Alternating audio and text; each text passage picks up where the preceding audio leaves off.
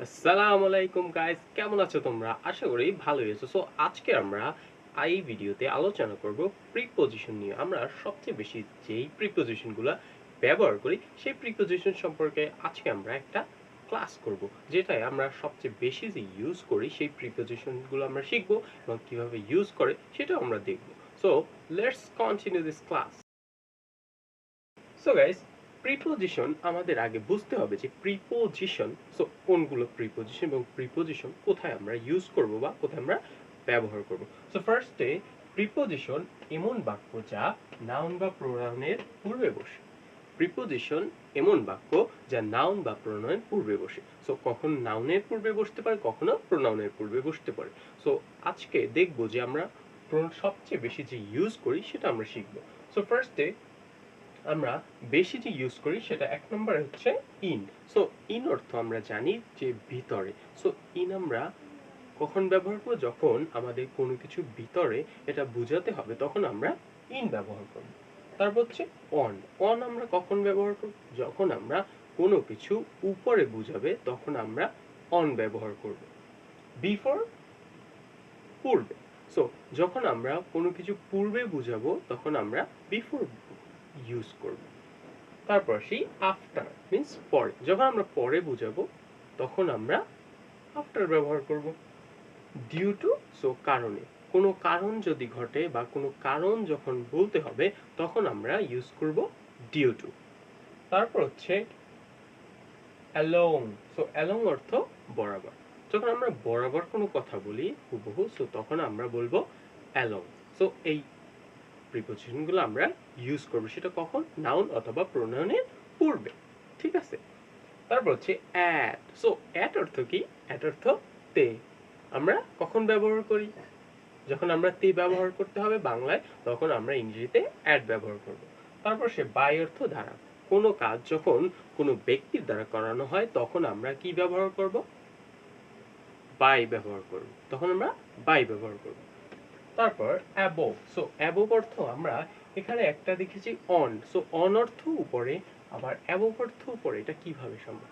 On হচ্ছে যখন আমরা একটা বস্তুর উপর আর একটা বস্তু থাকবে তখন আমরা অন ব্যবহার করব। কিন্তু যখন ওই বস্তুটা উপরে থাকবে, ওইটার উপরে নয়, একটা বস্তু উপরে থাকবে তখন আমরা অ্যাবোভ ব্যবহার করব। অ্যাগেইনস্ট মিন্স বিরুদ্ধে।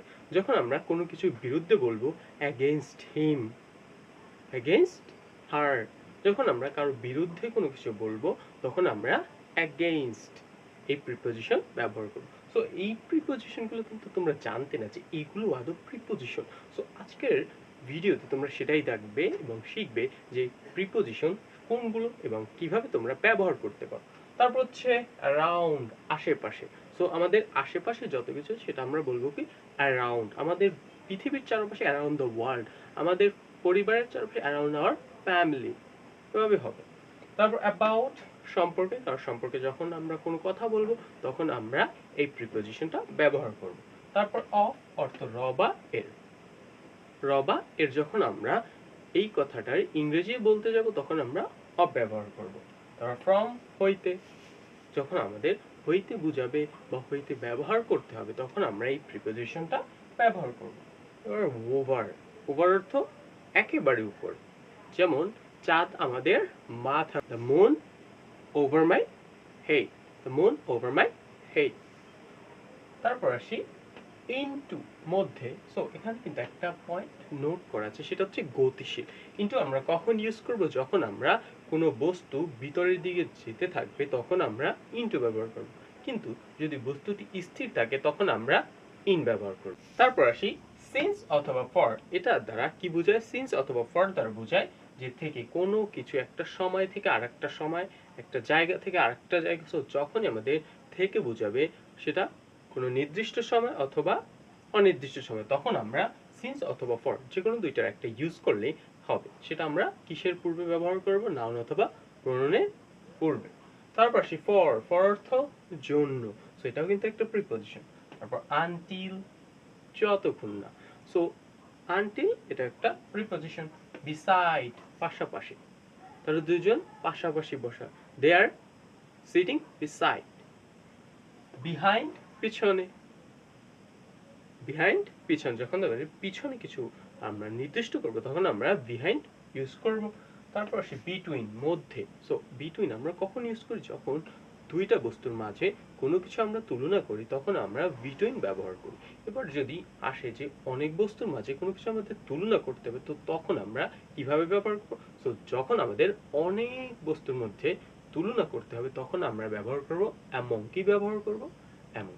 সো আজকের এই ভিডিওটা এই পর্যন্তই ছিল প্রিপোজিশন নিয়ে। সো আজকে তোমরা কোন কোন প্রিপোজিশন নতুন শিখলে এবং জানলে যে এটাও প্রিপোজিশন এবং কিভাবে ব্যবহার করতে এবং কখন ব্যবহার করবে সেটাও জানলে। সো আজকের ক্লাসটি কেমন ছিল অবশ্যই কমেন্ট করে জানাও। আর যদি নতুন হয়ে থাকো অবশ্যই সাবস্ক্রাইব করতে ভুলবে না। ভিডিওটা কেমন ছিল, কি শিখতে পেলে, আর যদি পছন্দ হয়ে থাকে তাহলে অবশ্যই লাইক করবে। দেখা হচ্ছে নেক্সট ভিডিওতে, নেক্সট ক্লাসে। ততক্ষণ পর্যন্ত ভালো থাকবে, সুস্থ থাকবে। তব তক কে লিয়ে अलविदा।